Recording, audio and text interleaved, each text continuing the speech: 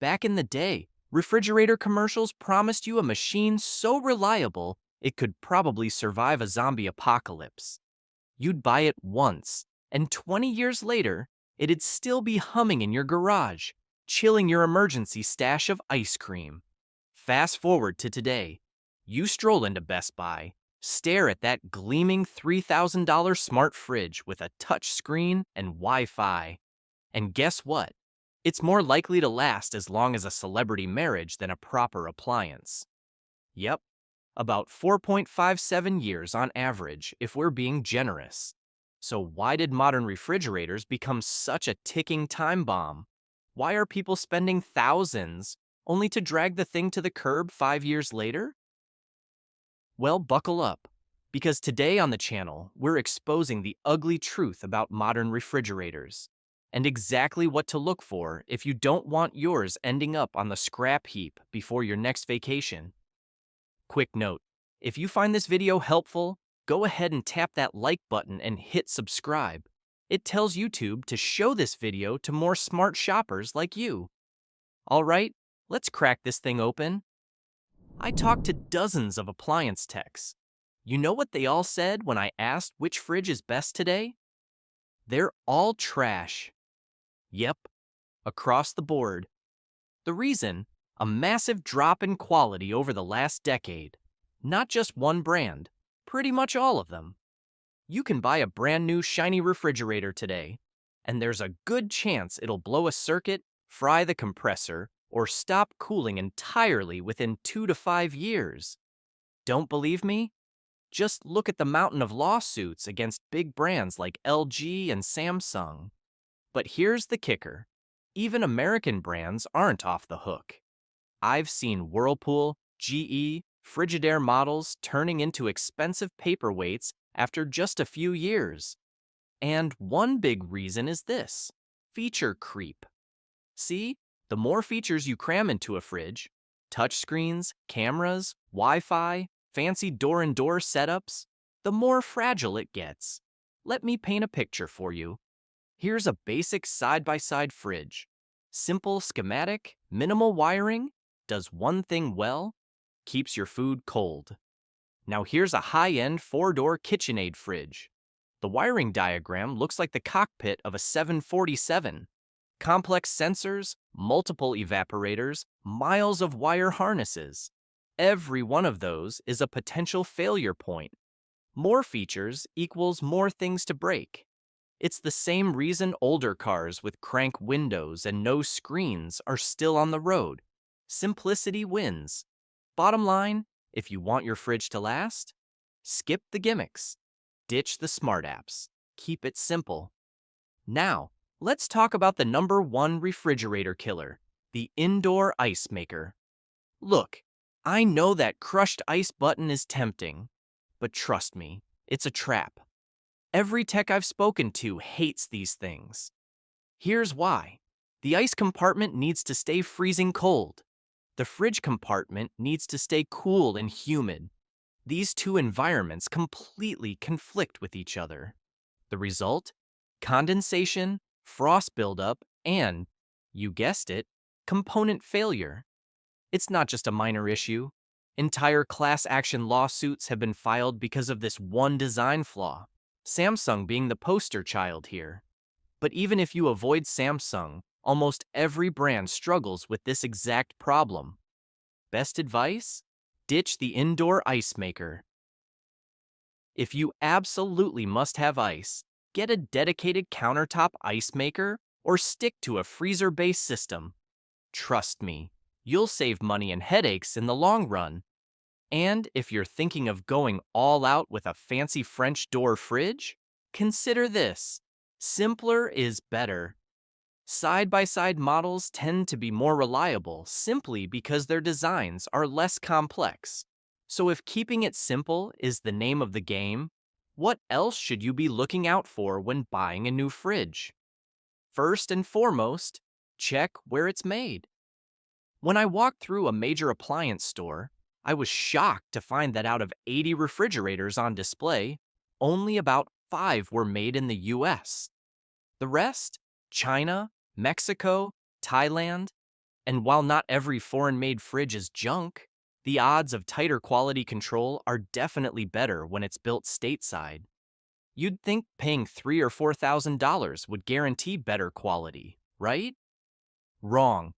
I've seen luxury models from top brands with hefty price tags still rolling off assembly lines overseas.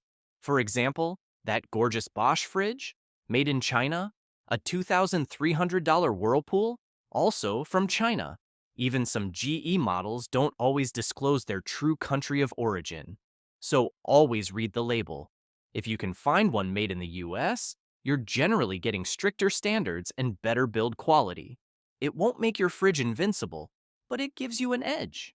Next, make sure your fridge actually fits properly in your kitchen. Sounds obvious, but hear me out.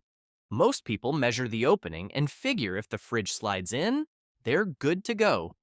But here's what manufacturers usually hide in the fine print. You need at least 1 inch of clearance on each side and a couple of inches at the back. Why? Because your fridge needs airflow to cool its condenser coils. Without that airflow, your fridge will struggle to release heat.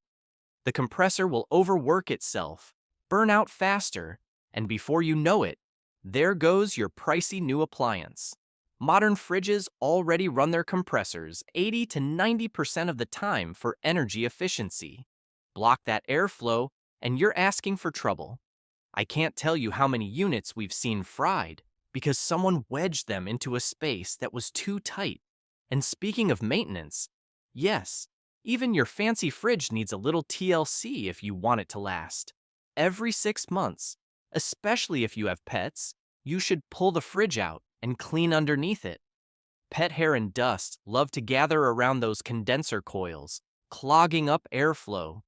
You'd be amazed how many fridges we see in our shop where the only issue was a clogged coil. I've seen people throw away $2,700 refrigerators when all they needed was 5 minutes with a vacuum and a coil brush. It's simple. Take off the back panel, gently clean the coils, and put everything back together. Wear a mask. Trust me, you'll thank me later. That one bit of maintenance can add years to your fridge's life. All right, so which brands actually hold up these days? Based on nearly 200 appliance techs I surveyed, here's the inside scoop. GE came out on top for reliability, just edging out Whirlpool. But, and this is a big but, every brand has good models and terrible ones. For French door fridges, look for Whirlpool models like the WF535S and KitchenAid KRFC 300E. What do these have in common? No indoor water or ice and a single evaporator system. Simpler design equals fewer things to break. GE also makes great counter-depth options like the PWE23K and GNE29G. Again, no indoor ice, and built in the US. These are solid choices if you want reliability without giving up too much capacity. Now, Samsung does deserve a quick mention. While their indoor ice makers are notoriously bad, Samsung has started replacing them with beverage dispensers, which is a much smarter move. Their compressors and electronics are actually quite well designed.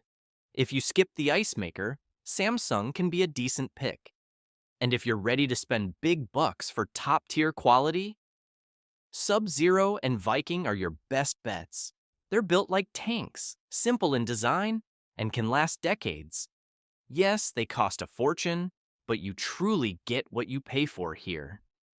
For side-by-side models, you can actually get away with having an indoor ice maker because it's housed in the freezer. The temperature differences aren't as extreme, so the system holds up better. Whirlpool's WRS325SD and similar models are solid choices here. They're US-made and relatively simple. GE's side-by-sides from the GSS series, though built in Mexico, have proven reliable in our teardown tests. Top freezer models? Stick with GE. Whirlpool's freezer top models have been plagued by sealed system and control board issues lately. We've scrapped more of them than I can count. And one last tip. If you want to go budget but smart, do what some savvy shoppers do. They buy two simple GE top freezer units, set them up side by side, and create a custom 4-door fridge setup. Tons of space, great reliability, and no overpriced features to fail. European brands? Miele and Liebherr get great marks, though they're pricey and a pain to repair. Electrolux and AEG also make solid, simple models if built under strict European standards. Finally, a word about LG and Kenmore.